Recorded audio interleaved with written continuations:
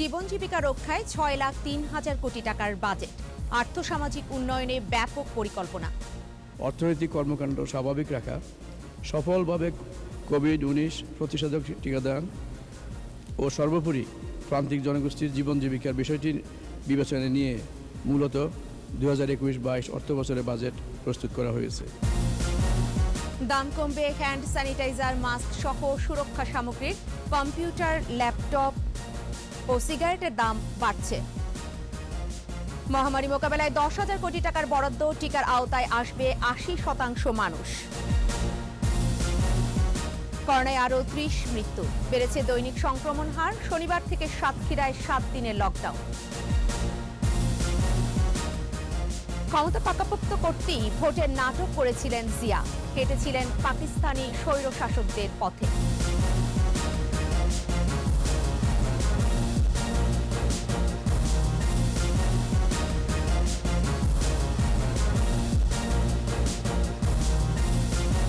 এতক্ষণ শুনছিলেন first security ইসলামী bank limited সংবাদ শিরোনাম। প্রত্যেকে আমন্ত্রণ জানাচ্ছি সন্ধ্যা 7টার 21 সংবাদের সাথে থাকছে আমি ফেরদৌসী আহমেদ।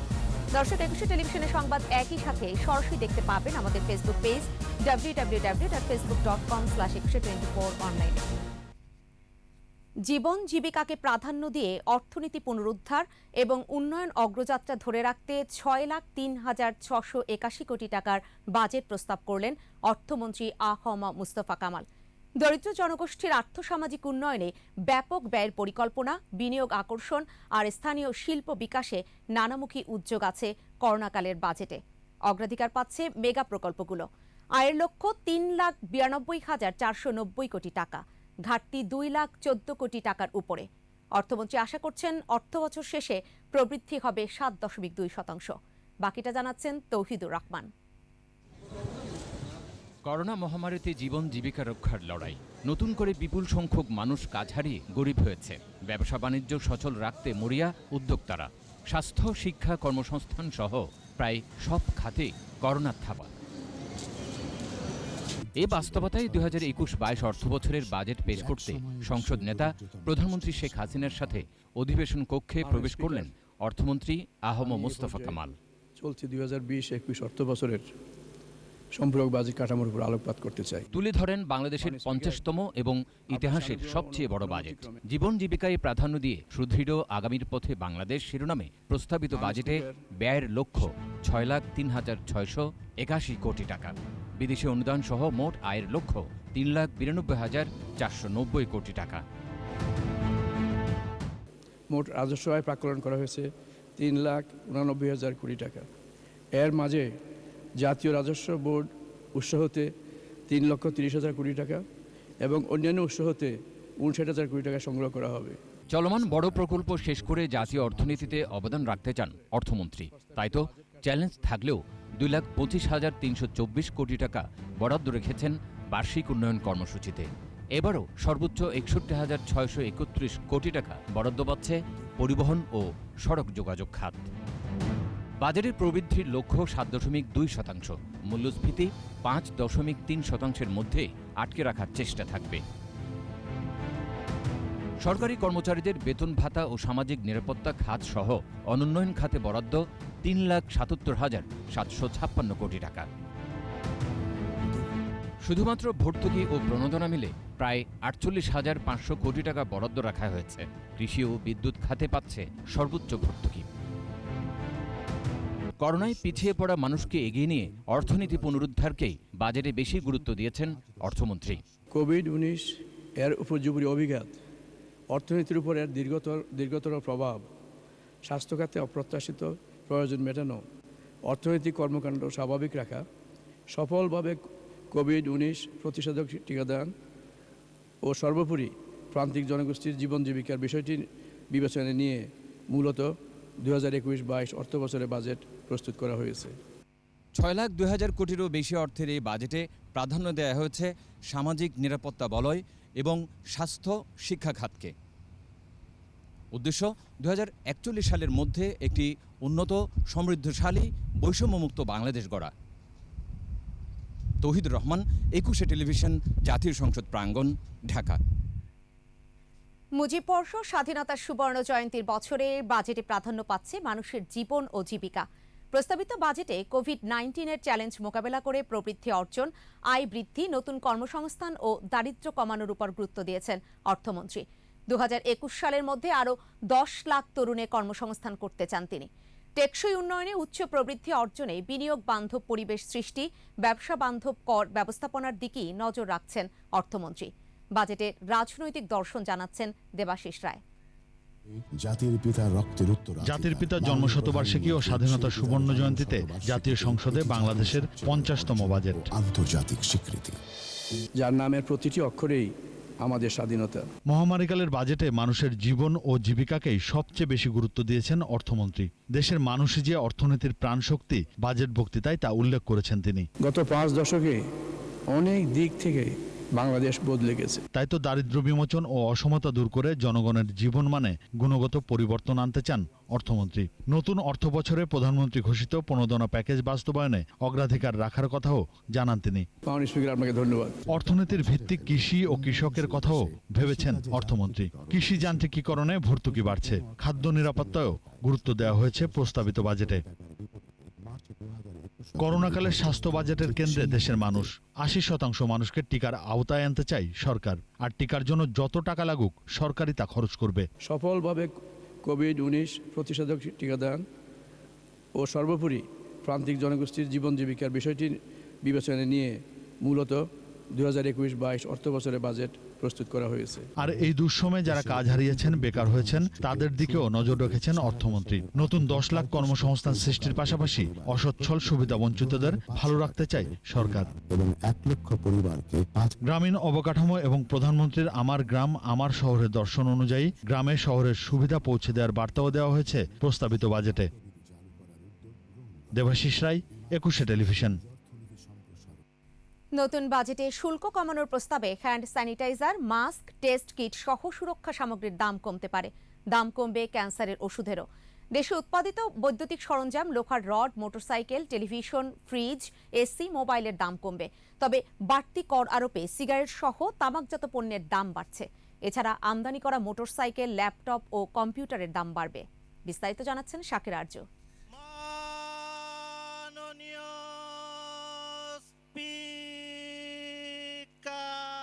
মহামারীকালের বাজেট, তাই হ্যান্ড স্যানিটাইজার তৈরির উপাদান, মাস্ক, টেস্ট কিট সহ সুরক্ষা সামগ্রীর কাঁচামাল আমদানিতে সব ধরনের শুল্ক কর অব্যাহতির প্রস্তাব করেছেন অর্থমন্ত্রী। 21 অর্থবছরের হাসপাতালের আইসিইউ ও ভেন্টিলেশনে ব্যবহৃত যন্ত্রপাতি, করোনা পরীক্ষার কিট এবং রোগ নির্ণয়ের যন্ত্রপাতি আমদানিতেও শুল্ক থাকছে না।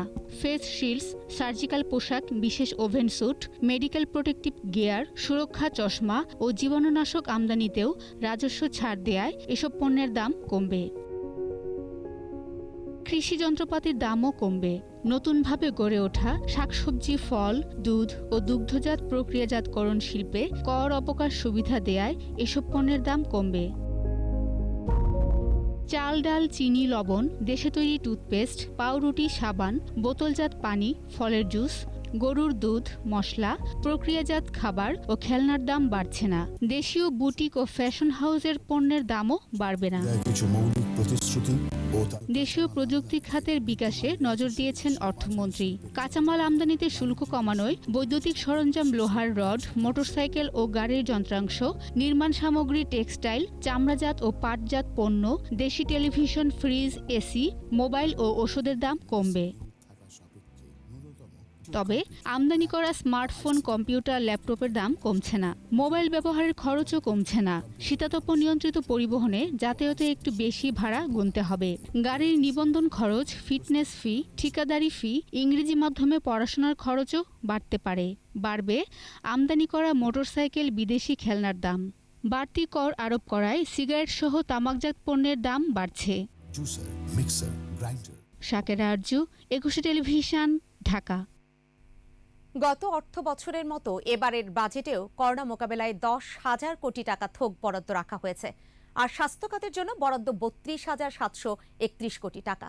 জীবন বাঁচানোর বাজেট, তাই টিকাদান কর্মসূচিকে গুরুত্ব দিতে চান অর্থমন্ত্রী।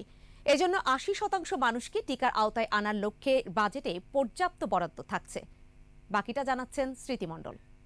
2021 অর্থ বছরের অর্থনীতিতে করোনার অভিঘাত বাজেট বক্তৃতায় বারবারই সেই কথাটি তুলে ধরেন অর্থমন্ত্রী আ.হ.ম মুস্তফা কামাল। কোভিড-19 এর উপর্যুপরি অভিঘাত, অর্থনীতির উপর এর দীর্ঘতর প্রভাব, স্বাস্থ্য খাতে অপ্রত্যাশিত প্রয়োজন মেটানো, অর্থনৈতিক কর্মকাণ্ড স্বাভাবিক রাখা, সফলভাবে কোভিড-19 প্রতিষেধক টিকাদান ও সর্বোপরি প্রান্তিক জনগোষ্ঠীর জীবন জীবিকার বিষয়টি বিবেচনায় নিয়ে মূলত 2021-22 অর্থবছরে বাজেট প্রস্তুত করা হয়েছে।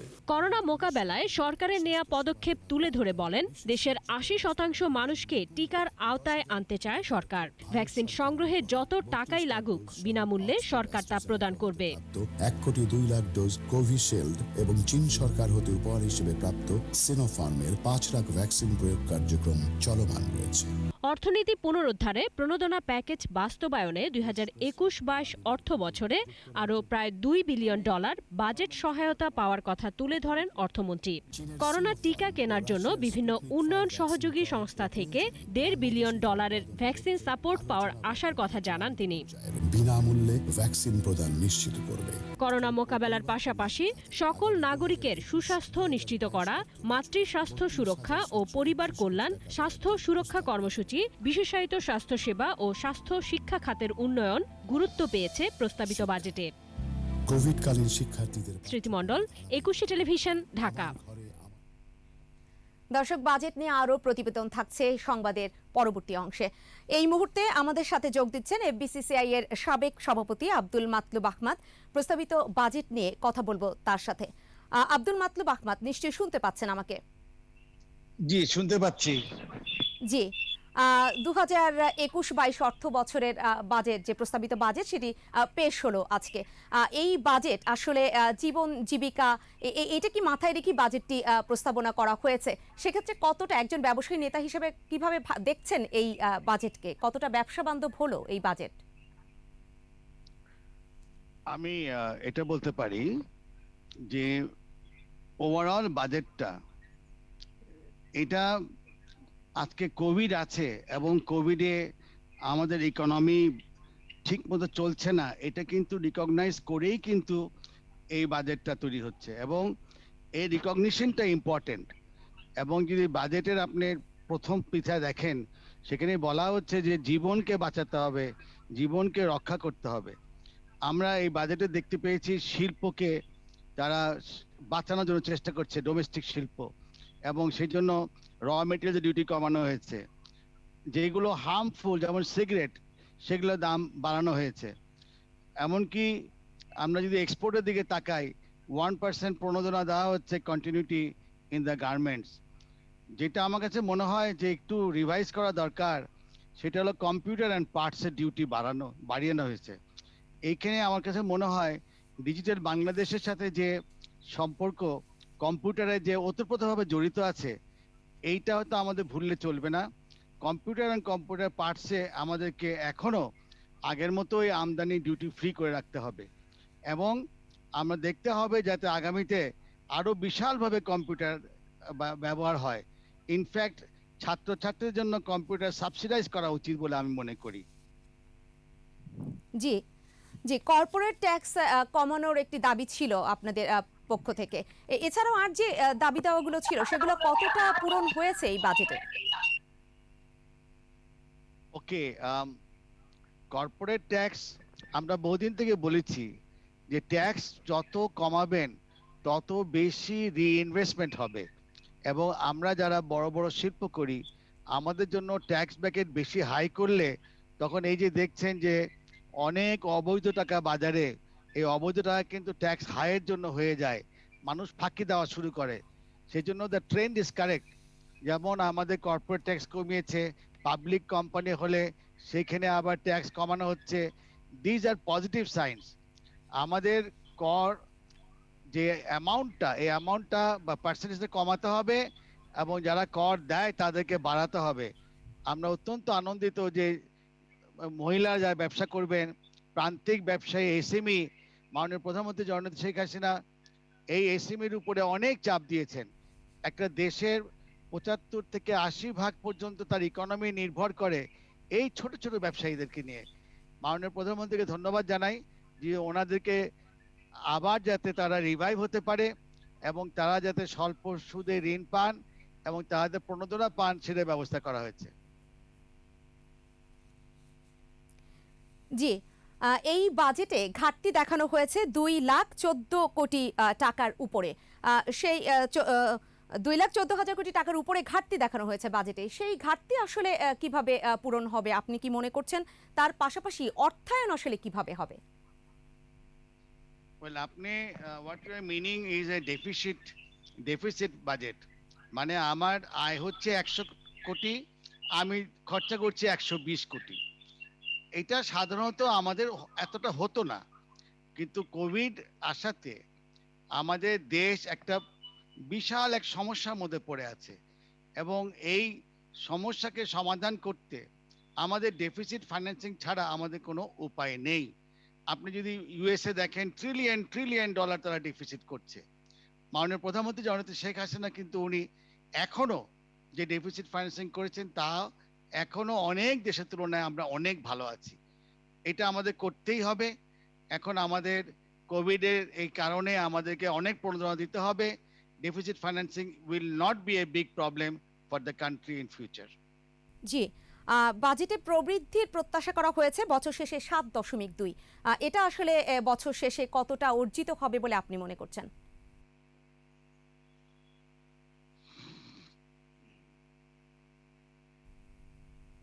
জি, আব্দুল মাতলুব আহমদ, আপনি কি শুনতে পাচ্ছেন? অসংখ্য ধন্যবাদ। আব্দুল মাতলুব আহমদ আমাদের সাথে যুক্ত হয়েছিলেন। আমরা তার বাজেট, আজকে যে প্রস্তাবিত বাজেট, সেই বাজেটের প্রতিক্রিয়া শুনছিলাম। দর্শক, আমরা চলে যাচ্ছি অন্যান্য প্রসঙ্গে। কোভিড-19 24 ঘন্টায় মৃত্যু ও সংক্রমণ কমলে পরীক্ষার বিপরীতে দৈনিক সংক্রমণ হার বেড়েছে। স্বাস্থ্য অধিদপ্তরের দেয়া তথ্য অনুযায়ী 24 ঘন্টায় করোনায় মারা গেছেন আরও 30 জন। সবচেয়ে বেশি মৃত্যু রাজশাহী বিভাগে 8 জন। মৃতের সংখ্যা বেড়ে 12,724। 509টি ল্যাবে 16,972টি নমুনা পরীক্ষায় শনাক্ত 1,687। মোট শনাক্তের সংখ্যা 8,05,980। সুস্থ হয়েছে 1,970 জন। পরীক্ষার বিপরীতে দৈনিক সংক্রমণ হার বেড়ে হয়েছে 9.94%। এদিকে সংক্রমণ বেড়ে যাওয়ায় 7 জেলার বিভিন্ন স্থানে চলছে লকডাউন। সীমান্তবর্তী জেলাগুলোতে নজরদারি বাড়িয়েছে প্রশাসন, তবে অনেক স্থানেই লকডাউন উপেক্ষিত। রাজশাহী মেডিকেলে করোনা ইউনিটে 24 ঘন্টায় মারা গেছে 9 জন। সাতক্ষীরায় শনিবার থেকে 7 দিনের লকডাউন ঘোষণা করা হয়েছে। প্রতিনিধিদের সহায়তায় বাকিটা জানাচ্ছেন মাসুম আলিসা। রাজশাহী মেডিকেল কলেজ হাসপাতালের করোনা ইউনিটে 24 ঘন্টায় 9 জনের মৃত্যু হয়েছে। 24 ঘন্টায় নতুন করে ভর্তি হয়েছেন 29 জন। চাঁপাইনবাবগঞ্জে বিশেষ লকডাউনের 10ম দিন চলছে, তবে জনসমাগম কমছে না। আম ব্যবসার কারণে জেলায় লোক সমাগম বেশি বলছেন প্রশাসন। নওগাঁর নিয়ামতপুর উপজেলা ও নওগাঁ পৌরসভায় 7 দিনের লকডাউনের প্রথম দিনে গুরুত্বপূর্ণ সড়কে অতিরিক্ত পুলিশ মোতায়েন করা হয়েছে। মাঠে নেমেছে ভ্রাম্যমাণ আদালত। চুয়াডাঙ্গার দামুরহুদা উপজেলার কার্পাসডাঙ্গা ইউনিয়নের সীমান্তবর্তী 7টি গ্রামে দ্বিতীয় দিনের লকডাউন চলছে। করোনার নমুনা সংগ্রহে স্থাপন করা হয়েছে অস্থায়ী ক্যাম্প। সাতক্ষীরায় শনিবার সকাল 6টা থেকে 7 দিনের লকডাউন ঘোষণা করা হয়েছে। গোপালগঞ্জ সদর উপজেলার সাতপাড়া, বোলতলী ও শাহাপুর ইউনিয়নে 27 মে থেকে শুরু হওয়া 7 দিনের লকডাউন আরও 2 দিন বাড়ানো হয়েছে। নাটোরে রেড জোন অবস্থা বজায় থাকলেও লকডাউন না দিয়ে স্বাস্থ্যবিধি মানতে কঠোর পদক্ষেপ নিয়েছে প্রশাসন। কুষ্টিয়া জেলার সাথে 45 কিলোমিটার সীমান্ত থাকায় ভারতীয় ভেরিয়েন্ট ছড়িয়ে পড়ার শঙ্কা দেখা দিয়েছে। গেল 10 দিনে 258 জন করোনা রোগী শনাক্ত হয়েছে, মারা গেছে 6 জন। মাসুম আলিসা, 21 টেলিভিশন। বাংলাদেশের নির্বাচনের ইতিহাসে জিয়াউর রহমানের রাষ্ট্রপতি নির্বাচন একটি কালো অধ্যায়। গণতান্ত্রিক রাজনীতিকে বন্দী করে গায়ের জোরে ক্ষমতায় টিকে থাকতেই 78-এর 3 জুন ভোটের নাটক মঞ্চস্থ করেছিলেন জেনারেল জিয়া। এর আগে কলঙ্কজনক হাঁ ভো ও না ভোট করেছিলেন জিয়া। ইতিহাসবিদ সৈয়দ আনোয়ার হোসেন মনে করেন, পাকিস্তানি স্বৈরশাসক আইয়ুব ইয়াহিয়ার দেখানো পথেই হেঁটেছিলেন জিয়াউর রহমান। দেখুন জসিম জুয়েলের রিপোর্ট। হা না ভোট দেশের নির্বাচনী ইতিহাসে একটি কালো অধ্যায়। গণতান্ত্রিক রাজনীতিকে বন্দী করে ভোট ভোট খেলা। বিচারপতি আবু সাদাত মোহাম্মদ সাইমকে বন্দুকের নলে সরিয়ে ক্ষমতা দখল করলেন জিয়া।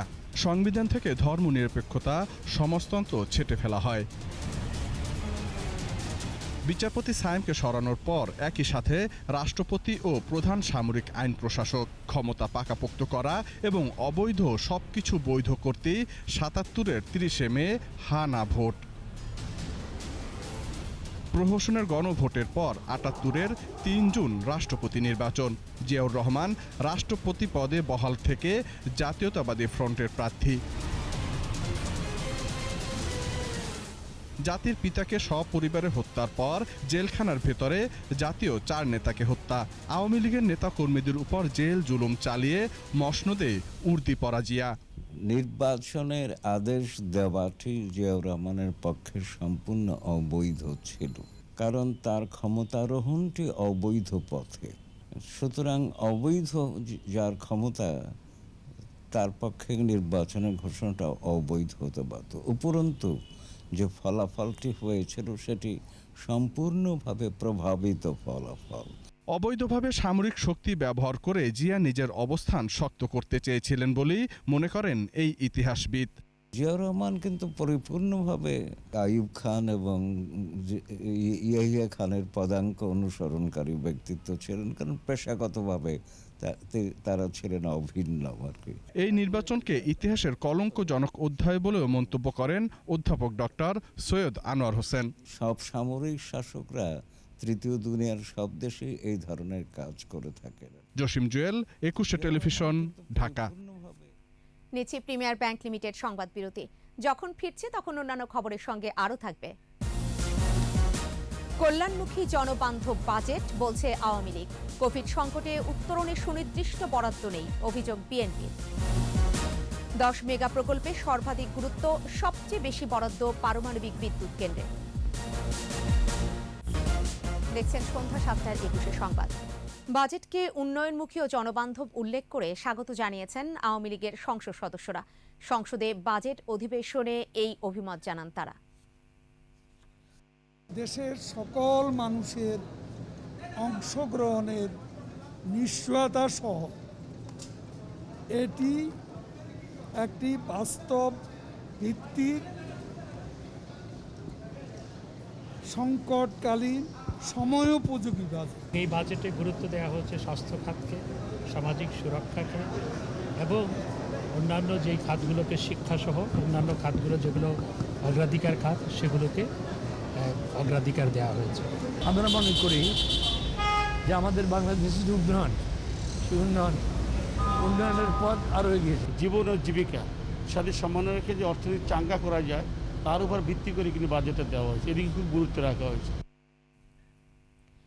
প্রস্তাবিত বাজেটকে ঋণ নির্ভর দাবি করে বিএনপি সংসদ সদস্যরা অভিযোগ করেছেন, কোভিড সংকট উত্তরণে এতে নির্দিষ্ট করে কোনো বরাদ্দ রাখা হয়নি।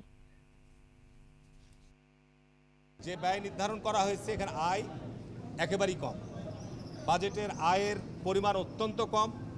ঋণ নির্ভর একটি বাজেট, বিদেশ থেকে ঋণ এবং আভ্যন্তরীণ ঋণের একটা বিরাট অঙ্কের টাকা দিয়ে বাজেট প্রকাশ করা হয়েছে। আমি মনে করি এইটি বাংলাদেশের অর্থনীতিকে আরও দেউলিয়া করবে। পুরো বাজেট বক্তৃতার মধ্যে আমরা দেখলাম প্রবৃদ্ধির উপরেই জোর দেওয়া হচ্ছে, মাথাপিছু আয়ের উপরেই জোর দেওয়া হচ্ছে, কিন্তু সাধারণ মানুষ কি অবস্থায় আছে, খেটে খাওয়া মানুষ কি অবস্থায় আছে, মধ্যবিত্ত বিশেষ করে কি অবস্থায় আছে, তার কোনো কিছুই আমরা বাজেট বক্তৃতার মধ্যে পেলাম না। প্রস্তাবিত বাজেট ঘাটতির বলেছেন জাতীয় পার্টির সংসদ সদস্য জিএম কাদের। আর জাসদের সংসদ সদস্য হাসানুল হক ইনুর দাবি, স্বাস্থ্য খাত ও প্রণোদনা প্যাকেজের বিষয়ে সুনির্দিষ্ট দিক নির্দেশনা নেই। যেটা প্রাক্কলন করছেন সেখানেও যথেষ্ট পরিমাণে ঘাটতি, যদি আমরা ধরেও নেই যে এটা ওরা কারেকশন করতে পারবেন, তারপরেও যথেষ্ট পরিমাণে ঘাটতি, এবং বাংলাদেশের ইতিহাসে আমার জানা মতো রেকর্ড পরিমাণ ঘাটতি এবার হয়েছে 6.2% মতো জিডিপির। স্বাস্থ্য খাতে বা প্রধানমন্ত্রীর প্রণোদনা বাস্তবায়নের জন্য যে বরাদ্দ রাখা হয়েছে তা বাস্তবায়ন করতে পারবে কিনা তার কোনো গ্যারান্টি অর্থমন্ত্রী বাজেটে দেননি। সামাজিক নিরাপত্তা খাতে বরাদ্দ বৃদ্ধি হয়েছে, কোনো সন্দেহ নেই। সেটা প্রশংসার যোগ্য, কিন্তু নতুন যে 2 কোটি থেকে 2.5 কোটি গরিব মানুষ হয়ে গেল, এদের জন্য কোনো ব্যবস্থা এখানে নেই। দ্রুত কাজ শেষ করার তাগিদে বরাদ্দ বেড়েছে বেশিরভাগ মেগা প্রকল্পে। বার্ষিক উন্নয়ন কর্মসূচির 1/4 খরচ হবে 10 মেগা প্রকল্পে।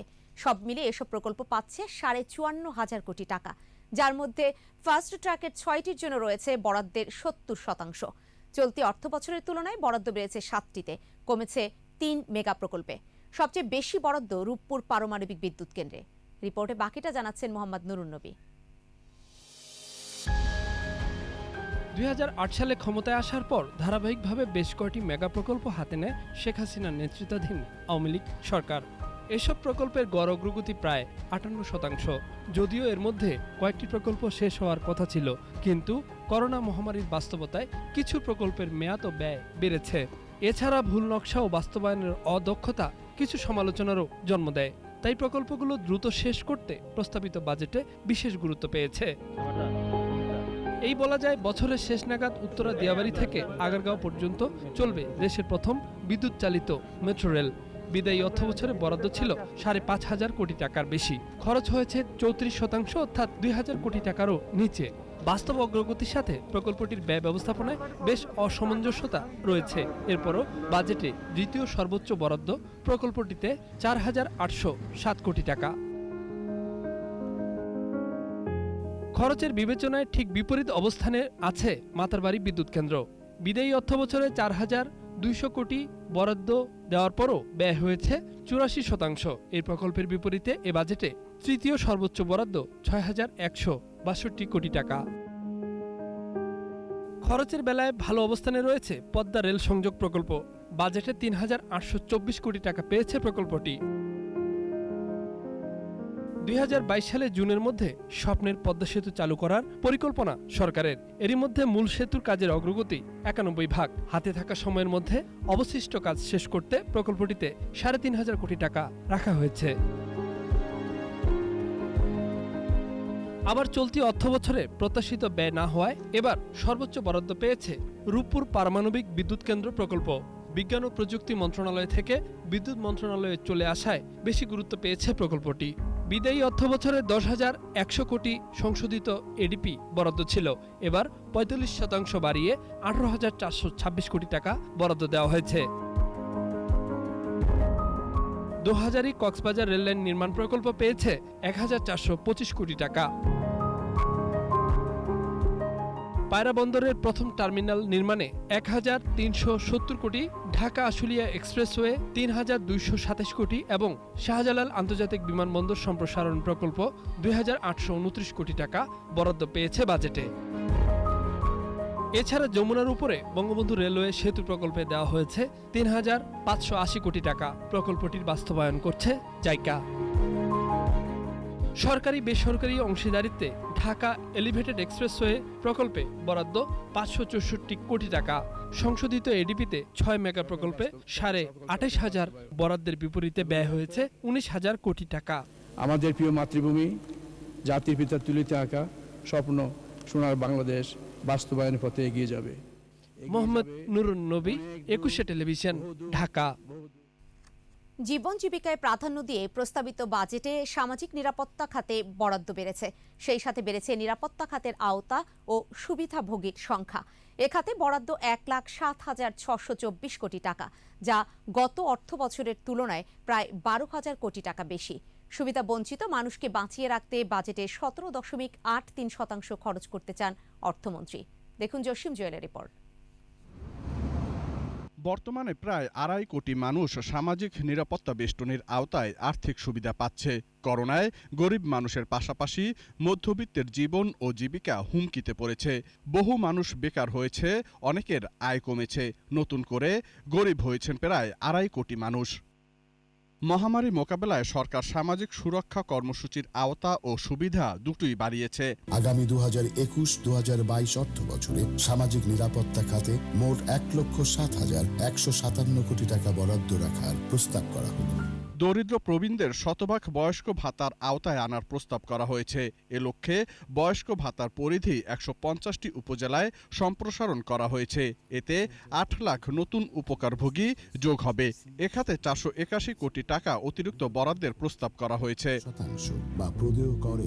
বরাদ্দ বাড়ানো হয়েছে মুক্তিযোদ্ধা ভাতায়। নতুন অর্থ বছরে ১২,০০০ টাকা থেকে মুক্তিযোদ্ধাদের সম্মানী করা হয়েছে ২০,০০০ টাকা। এতে বরাদ্দ বাড়বে ১,৯২০ কোটি টাকা। আগামী ২০২১-২০২২ অর্থ বছরে ১২,০০০ টাকা হতে ২০,০০০ টাকায় উন্নীত করার প্রস্তাব করা হলো। বিধবা স্বামী নিগৃহীতা মহিলাকে শতভাগ ভাতা কার্যক্রমের আওতায় আনা হয়েছে। ১৫০টি উপজেলায় এই কার্যক্রম বাস্তবায়ন হবে। এতে ৪,২৫,০০০ নতুন উপকারভোগী যোগ হবে। এ খাতে অতিরিক্ত ২৫৫ কোটি টাকা খরচ হবে। চলতি অর্থ বছরে প্রতিবন্ধী ভাতাভোগীর সংখ্যা বেড়েছে ২,০৮,০০০। ২০২১-২২ অর্থ বছরে এ বাবদ ২০০ কোটি টাকা অতিরিক্ত খরচ করতে চান অর্থমন্ত্রী। অসচ্ছল প্রতিবন্ধী ভাতাভোগীর সংখ্যা ২২ লক্ষ জনে বৃদ্ধি করা হবে। জসিম জুয়েল, ২১ টেলিভিশন, ঢাকা। প্রস্তাবিত বাজেটে গুরুত্ব পেয়েছে কৃষি ও খাদ্য নিরাপত্তা। সর্বোচ্চ ভর্তুকিও যাচ্ছে কৃষিতে। টাকার অঙ্কে ৯,৫০০ কোটি টাকা। কৃষি উৎপাদন বাড়াতে সম্ভাব্য সকল উদ্যোগকেও অগ্রাধিকার দেওয়া হয়েছে। এই খাতে মোট বরাদ্দ ২২,০০০ কোটি টাকা। মহামারীতে অর্থনীতির গতিপথ ঠিক রাখতে কৃষির উপরই আস্থা রাখছেন অর্থমন্ত্রী। দেখুন মফিউর রহমানের রিপোর্ট। উৎপাদন বাড়ানো ও কৃষকের উৎপাদন খরচ কমিয়ে ন্যায্য মূল্য নিশ্চিত করতে কৃষি যান্ত্রিকীকরণে গুরুত্ব দেওয়া হয়েছে প্রস্তাবিত বাজেটে। এবং ২০২১-২২ অর্থ বছরের প্রস্তাবিত বাজেট ভর্তুকি বাবদ বরাদ্দ ৯,৫০০ কোটি টাকা। এর ৭০% ব্যয় হবে যান্ত্রিকীকরণে। কৃষি খামার যান্ত্রিকীকরণে ৩,১৯৮ কোটি টাকার প্রকল্প গ্রহণ করা হয়েছে। কৃষি যন্ত্রপাতি ক্রয়ে কৃষকরা সর্বোচ্চ ৭০% পর্যন্ত ভর্তুকি পাবেন। কৃষি ভর্তুকি বাবদ খাদ্যশস্য সংগ্রহে ১৬,৭২৭ কোটি টাকা বরাদ্দ রাখা হয়েছে। এর বড় একটি অংশ বিতরণ করা হবে দরিদ্র জনগোষ্ঠীর মাঝে। এবারে বাজেটেও দেশ ও জাতির উন্নয়নের পাশাপাশি প্রাধিকার পাচ্ছে দেশের পিছিয়ে পড়া মানুষ, প্রান্তিক জনগোষ্ঠী ও তাদের জীবন জীবিকা। মৎস্য চাষে আয়ের প্রথম ১০ লাখ টাকা করমুক্ত সুবিধা দেওয়া হয়েছে। আর পরের ১০ লাখ ৫% এবং এর পরের ১০ লাখের ওপর ১০% কর অপরিবর্তিত থাকবে। নতুন নতুন প্রযুক্তি ও জাত উদ্ভাবন। কৃষি প্রক্রিয়াজাত শিল্পে উদ্যোক্তা সৃষ্টিতে ১০ বছরের কর অবকাশ সুবিধার প্রস্তাব করেছেন অর্থমন্ত্রী। সেক্ষেত্রে ন্যূনতম বিনিয়োগ করতে হবে ১ কোটি টাকা। স্বল্প, মধ্য ও দীর্ঘমেয়াদী। মফিউর রহমান, ২১ টেলিভিশন, ঢাকা। নতুন বাজেটে কর ও ভ্যাটের বোঝা কমছে ব্যবসায়ীদের উপর। করোনার ক্ষত মোকাবেলার পাশাপাশি ব্যক্তি খাতে বিনিয়োগে উৎসাহিত করতেই এ পদক্ষেপ বলে জানিয়েছেন অর্থমন্ত্রী। তবে ব্যক্তি শ্রেণীর কর হার আগের মতোই থাকছে। মেহেদী হাসানের রিপোর্ট। ১ বছরেরও বেশি সময় ধরে করোনার সাথে লড়াই করছে দেশের অর্থনীতি ও ব্যবসা বাণিজ্য। নতুন বিনিয়োগ তেমন নেই, কর্মসংস্থানের সুযোগও তৈরি হচ্ছে না। তাই ২০২১-২২ অর্থ বছরের বাজেটে অধিক কর্মসংস্থান বান্ধব ব্যবসা বাণিজ্যে ছাড় দেওয়ার দাবি ছিল অর্থনীতিবিদ ও উদ্যোক্তাদের। এমন পরিস্থিতিতে বাজেটে শুধুমাত্র শিল্প খাতের কোম্পানির কর্পোরেট ট্যাক্স ২.৫% কমানো হয়েছে। পুঁজিবাজারে তালিকাভুক্ত শিল্প প্রতিষ্ঠানের উপর ২.৫%, আর তালিকা বহির্ভূত কোম্পানিকে দিতে হবে ৩০% কর্পোরেট কর। তবে ব্যাংক, বিমা, মার্চেন্ট ব্যাংক, মোবাইল অপারেটর, তামাক কোম্পানির ক্ষেত্রে কর্পোরেট ট্যাক্স অপরিবর্তিত রাখা হয়েছে। তালিকাভুক্ত ব্যাংক, বিমা, মার্চেন্ট ব্যাংক, আর্থিক প্রতিষ্ঠানকে দিতে হবে ৩৭.৫% কর্পোরেট ট্যাক্স। আর তালিকাভুক্ত মোবাইল অপারেটরদের ক্ষেত্রে এ কর হার 40%। এছাড়া ২.৫% সারচার্জ সহ সিগারেট কোম্পানির উপর ৪৫%, তালিকা বহির্ভূত মোবাইল অপারেটরের উপর ৪৫% কর্পোরেট ট্যাক্স বহাল থাকছে। বেসরকারি বিশ্ববিদ্যালয়, মেডিকেল কলেজ, ইঞ্জিনিয়ারিং কলেজ, বেসরকারি আইসিটি কলেজের উপর প্রজ্ঞাপন দ্বারা আরোপিত ১৫% কর্পোরেট ট্যাক্স এবার বাজেটে অন্তর্ভুক্ত করা হয়েছে। এক ব্যক্তি কোম্পানির কর হার কমানো হয়েছে ৭.৫%। তবে ব্যক্তি শ্রেণীর আয়করে নেই কোনো পরিবর্তন। করমুক্ত আয়ের সর্বনিম্ন সীমা আগের মতোই ৩ লাখ টাকা থাকছে। ভ্যাট আদায় সহজ করার পাশাপাশি জরিমানা ও জরিমানার সুদের হার কমানো হয়েছে। এদিকে স্বাস্থ্যসেবার উন্নয়নে জেলা পর্যায়ে ২০০ শয্যা বিশিষ্ট বেসরকারি বিশেষায়িত এবং ২৫০ শয্যার সাধারণ হাসপাতাল করলে ১০ বছরের কর অবকাশ সুবিধা মিলবে বলে জানিয়েছেন অর্থমন্ত্রী। আমাদের প্রিয় মাতৃভূমি, জাতির পিতার তুলিতে আঁকা স্বপ্ন সোনার বাংলাদেশ বাস্তবায়নের পথে এগিয়ে যাবে অনেক দূর, বহুদূর নিরন্তর। মেহেদী হাসান, 21 টেলিভিশন, ঢাকা। নিচ্ছি প্রিমিয়ার ব্যাংক লিমিটেড সংবাদ বিরতি। যখন ফিরছি তখন অন্যান্য খবরের সঙ্গে যা থাকছে। অধিভুক্ত 7 কলেজ খুলে দেওয়ার দাবি, 6 জুন স্মারকলিপি প্রদান কর্মসূচি। আর এই সাথেই শেষ করব সন্ধ্যা 7:21 সংবাদ। তবে যাবার আগে ফার্স্ট সিকিউরিটি ইসলামী ব্যাংক লিমিটেড সংবাদ শিরোনামগুলো জানিয়ে দিব আরও একবার।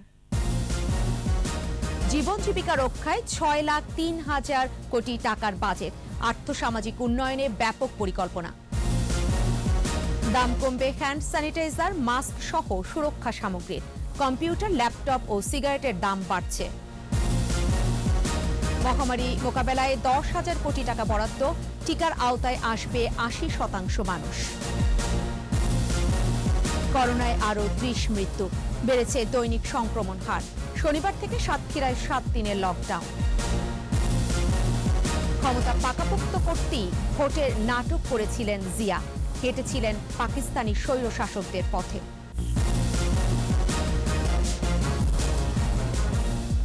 সর্বশেষ খবর জানতে ডায়াল করতে পারেন 202 নাম্বারে, আর ভিজিট করুন 21-tv.com এই ওয়েবসাইটে। এছাড়া ফেসবুকে ভিজিট করতে পারেন facebook.com/2124 অনলাইনে। আমাদের পরবর্তী সংবাদ রয়েছে রাত 9টায়। দেখার আমন্ত্রণ রইল। স্বাস্থ্যবিধি মেনে চলুন, সুস্থ থাকুন।